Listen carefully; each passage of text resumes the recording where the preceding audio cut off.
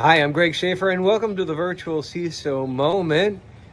A little while back, I had recorded some interesting discussions, shorter discussions, at the ISACA Middle Tennessee Conference in Cool Springs, Tennessee. It's just south of Nashville.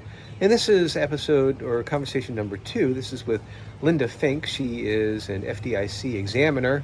And very interesting conversation, particularly for folks like me that have been in banking and worked with examiners both in the banking world and the credit union world, and to get the view from the examiner's standpoint on certain things. So hope you'll enjoy this conversation with Linda Finck.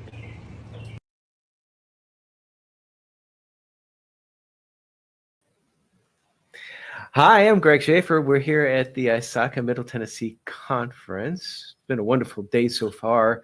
Linda Finck joins me today. Linda, thank you so much for taking a few moments away from this wonderful conference to talk about stuff. Okay.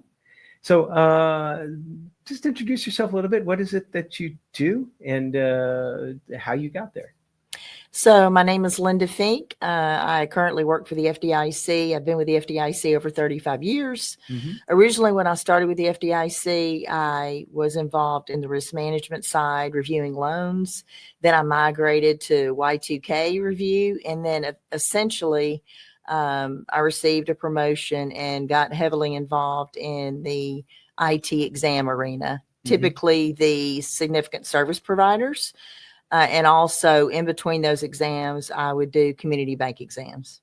So I have to ask you, because Y2K happened before I entered the banking field. I was bank CISO for a while, and I understand the application process and all that. But when Y2K happened, was that a serious problem? Did banks have to do and providers have to do a lot of work, like reworking their cores and all of that? Or was it kind of a non-event?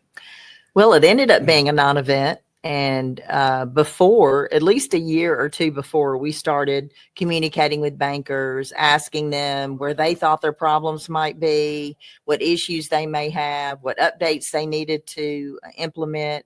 And we did a nationwide roadshow, if you will, where we had Y2K presentations from various experts. I was included in that. And we basically discussed what might happen. Now, essentially, nothing happened. And so you can either say, well, nothing was going to happen, or it's because we were so prepared. Yeah, I think that's the way it was for us as well, too. I was working for Middle Tennessee State University at that time. And I remember we were on site when it ticked over. And no, it was nothing. It was blissfully silent. But there was a lot of work that went in behind just checking all the code. Exactly. And I know we had to do a lot of vendor risk management. Are you ready for Y2K? Did you check all of your code? Well, I'm familiar with what an examiner does, particularly like in the data center space, because I've lived through those exams before. But I'm sure that there are a lot of folks out there that don't really know what that means. They understand like maybe what a SOC 2 audit is, but not what an exam is. Can you kind of describe that from a high level? Sure. So we don't call ourselves auditors because we don't perform audits. We perform examinations. And we have FFIEC work programs and various standards, NIST, and those kinds of documentation that we use. We review security policies, information security programs, business continuity planning.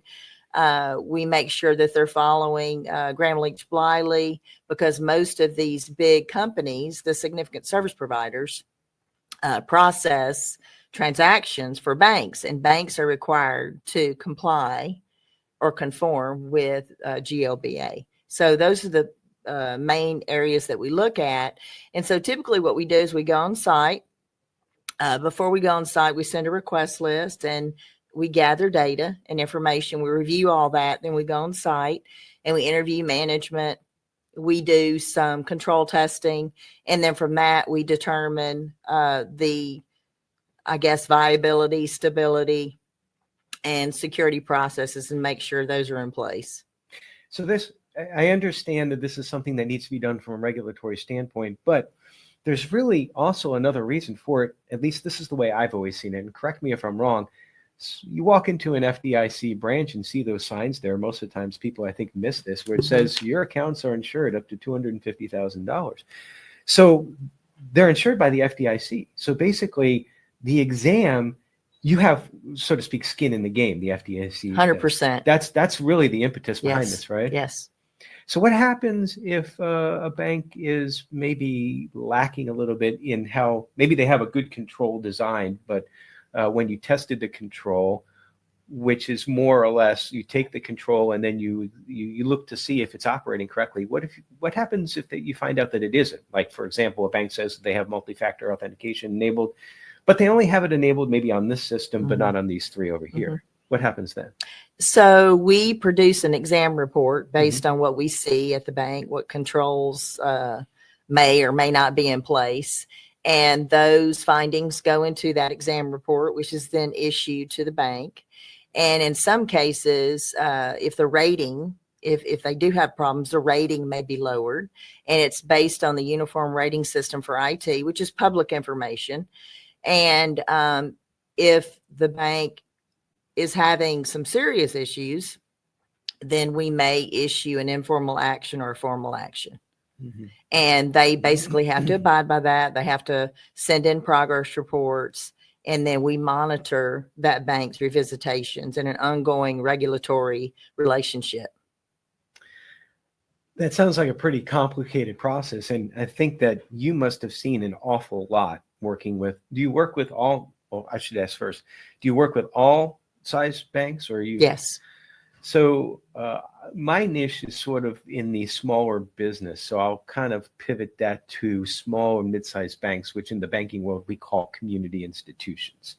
From your perspective today as an examiner, what's really one of the most significant risks that a community institution has from an information security standpoint? Yeah, there are a couple that are top of mind. One is obtaining and retaining qualified staff. No, that's always a big one. Yeah. Because a lot of these community banks are in rural areas, and the most qualified don't want to live in this rural area. And then once they hire these people, they have trouble retaining these people. That's one. The second issue is inventory management and end of life issues. So community banks struggle because they don't really have a proven way to make sure that they inventory all assets, that they know what the risks are. And then secondly, they struggle sometimes with end of life and maintaining appropriate updates and patches. And in some cases, they had end of life systems that they're accepting the risk for, but they're closely monitoring. Maybe because they're working with a vendor or third party, or maybe there's some other reason they can't update that system. How do they mitigate these risks? Through monitoring, pretty much. Most of the community banks, again, they don't have automated processes like the big data centers might. Right. So it's really a manual, everyday monitoring process to make sure that the risk level is low and that they have the controls in place, and then until they can update that system. So finally, the conference now, it's been going on for a little bit. What do you hope to gain from the conference today? You know, it's always good to meet other people in other industries and really hear their perspective. I know at this conference in particular, it's not strictly financial services, it's healthcare. And so even though that doesn't specifically apply to the industry I'm a part of, you can still get some bits and pieces of information that would apply to financial services. Awesome. Well, Linda, I hope you enjoy the rest of the conference, and thank you for spending a few minutes with us today. Thank you.